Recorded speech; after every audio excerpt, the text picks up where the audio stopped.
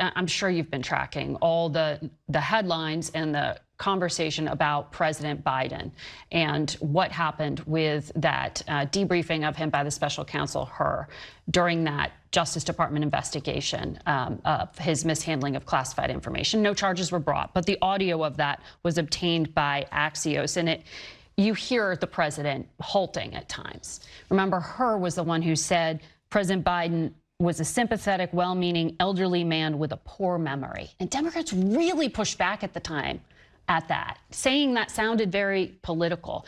In hindsight, do you think Democrats were too willing to look the other way? Well, hindsight is 2020. We know a lot more now than we knew then. I can just say personally, I had limited interactions with President Biden at the time. He came to the Key Bridge in Maryland when it collapsed, and we had a good conversation. So hindsight is 2020. Obviously, if we could redo this tape and play it over again, we would do things differently. You boasted about revoking student visas, saying, and I'm quoting, "We do it every day. Every time I find one of these lunatics, I take away their visa," unquote. Let's look at one of those lunatics, Mr. Secretary, Ms. Ozturk. Her crime was co-authoring an op-ed in her college paper critical of Tufts University's response to the war in Gaza. Your own department found zero links to terrorism, no anti-Semitic statements, but you still yanked her visa and shipped her off to detention in Louisiana. And the list goes on and on. The federal judge in the case of Mohsen Madawi, who is the Columbia student who was ambushed by federal agents at his citizenship appointment, said, and I quote, this is the judge, "Legal residents not charged with crimes or misconduct are being arrested and threatened with deportation for stating their views on the political issues of the day. Our nation has seen times like this before, especially during the Red Scare and Palmer raids. Like the McCarthy-era witch hunts of the 1950s, your campaign of fear and repression is eating away at foundational values of our democracy. Back then, it took one voice, Attorney Joseph Welch, to cut through the hysteria with the simple question that marked the beginning of the end of that shameful era. He asked Senator McCarthy, have you no sense of decency? And I would ask you the same, Secretary Rubio.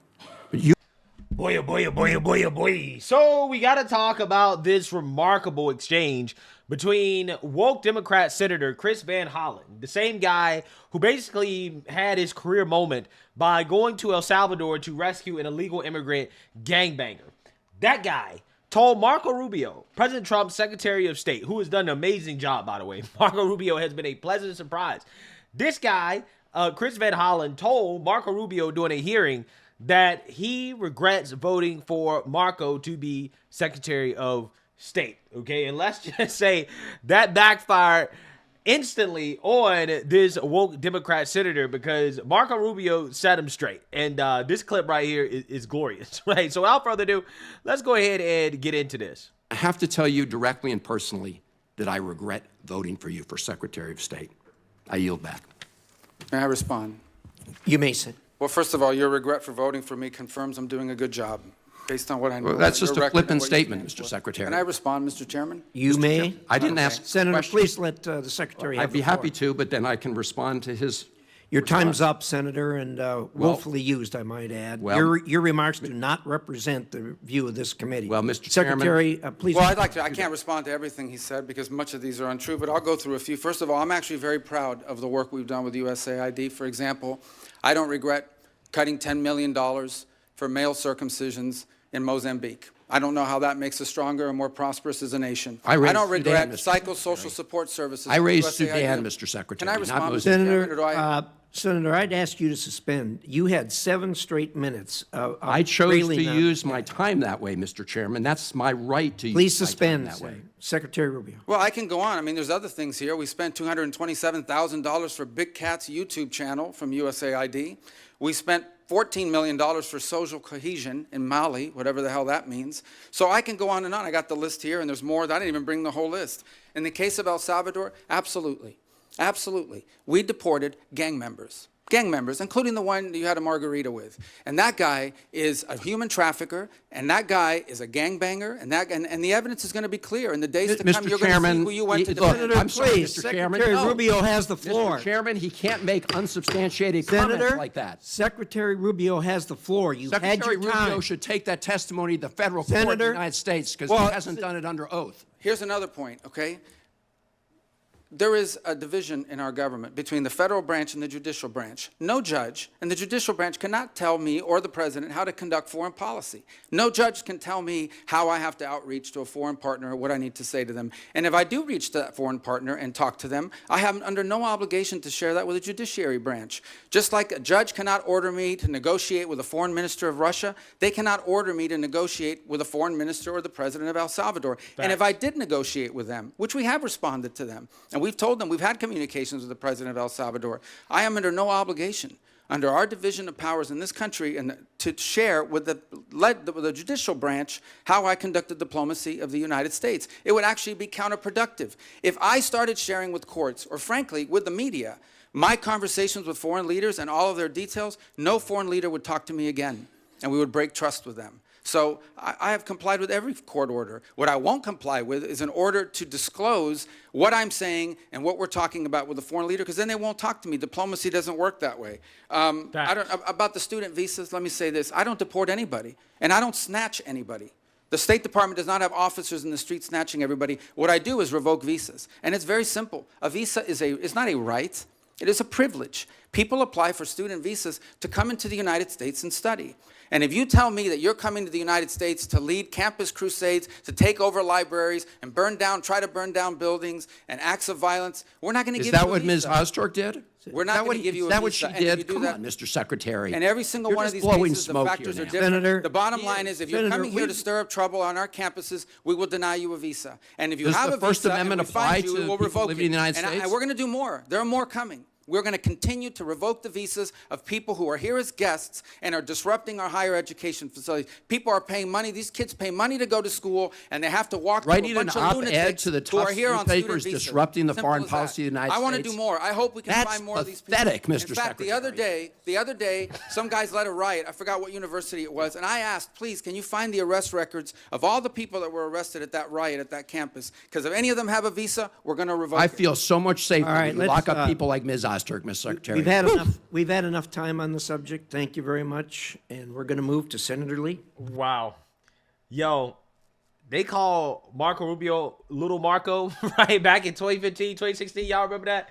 Little Marco is Big Marco, right? Big Marco. Okay? This is Big Marco Rubio right here. I love the fact that this guy is not apologetic, right? He refuses to apologize. In fact, he doubles and he triples down on the policies of the Trump administration, which, hey, nothing that Marco Rubio said, I disagree with. I don't disagree with anything this man said, okay? If you're here on a visa and you decide to become a woke activist, you're gone. You out of here. I would never go to a foreign country and start engaging in political protest as a visitor, right? As somebody that's not a citizen, okay? You're on a visa, right? You're a guest, okay? You're attending a university. You should be studying. Anything outside of that, you start wanting to get involved in political activism, especially violence, right? You start getting involved in violence and stuff like that, you out of here. You gone, okay? Peace. Going back to the Middle East where you came from, okay? That's where a lot of these people come from. So I'm just saying, I don't disagree with him at all. We got to deport the criminals, right? We got to deport the illegals, okay? A lot of them are gangbangers, they're human traffickers, drug dealers, murderers, rapists. Yeah, we got to get them out of here, period. And we're not apologizing for it, okay? We're not apologizing for shutting down USAID, okay? Giving money overseas to all these woke causes that do not do anything to help the American people, to advance our interests as a country. And it's about time that we had an administration that does not apologize for these things. We're not apologizing because that's what they want. They want him to grovel, okay? They want him to try to explain and excuse the things that we've done. No. We're not doing any of that. We're telling you what we're going to do. We're not apologizing for it, and we're going to double and triple down on it. So I think Marco Rubio has done an amazing job as Secretary of State. He's been a pleasant surprise. And I told you guys when he got picked, I was like, hey, people should reserve judgment, right? I wasn't necessarily happy with the pick, okay, at the time. But I said, look, you got to reserve judgment. Same thing with J.D. Vance. Because one thing I do know about these guys that used to be Trump deranged, once their Trump derangement is cured and they become allies of the president, they actually end up being the president's strongest allies. And I think the reason why is because they know what it's like to be on the other side, right, of the president. And they don't want to do that again, right? They don't want to do that, okay? So these guys, people like J.D. Vance, people like Marco, I think they're some of President Trump's strongest allies. And to be honest with you, I'm going to be completely honest with you. A J.D. Vance, Marco Rubio ticket in 2028 would be fantastic, right? It would be fantastic. I would vote for that ticket in a heartbeat, right? I wouldn't have to think about it, okay? Because I think that JD and Rubio will make a great team. They also, I think, are young. They're energetic. They're masculine men. And this is exactly what we need, right? And we talk about a Republican Party moving into the future. Yeah, we got to get younger. But at the same time, we can't be soft, right? We can't be apologetic. We have to stand up for this country and do what's right. We cannot fold to the judiciary branch, causing a constitutional crisis, essentially trying to control the foreign policy of the president, which Marco Rubio outlined and said, yeah, I'm not complying with courts requesting that I tell them about the intimate conversations I've had with foreign leaders, right? That is basically undermining our foreign policy. We can't negotiate or have conversations with foreign leaders if they know we're going to go running back to the media or to the judicial branch and tell them things that are really none of their business. No, we're not doing that. So I love the fact that Marco Rubio, again, is unapologetic. He's doubling and tripling down, okay? And he's not giving these people an inch, right? Not at all. And this guy, Chris Van Hollen, he's an absolute clown. He's an absolute clown. This dude went overseas to go rescue an illegal immigrant. He should be ashamed of himself, right? He should be embarrassed, okay? He should be embarrassed. In fact, the people of Maryland should be embarrassed, right? If you are one of this man's constituents, you should be embarrassed to have him representing you, okay? Because this man has fought harder for illegals than I've ever seen him fight for the American people. Even people in his own state who have been victims of crimes by illegal immigrants, he has not fought for them as hard as he's fought for illegal immigrant gangbangers, human traffickers, and wife beaters. This is the modern day Democrat Party, and this is why ultimately today the party continues to be in free fall, right? Because of idiots like him thinking that, hey, this type of stuff is popular, and it's not, right? It's absolutely not popular. And if they want to double and triple down on it, cool. But I'm just glad that we're not apologetic about what we believe. We're going to stand up for what we believe, and it is what it is. These people can continue to cry about it, but hey, this is what the American people voted for. So let me know what you guys think. Make sure you like, comment, and subscribe. Most importantly, share a Black conservative perspective. Peace.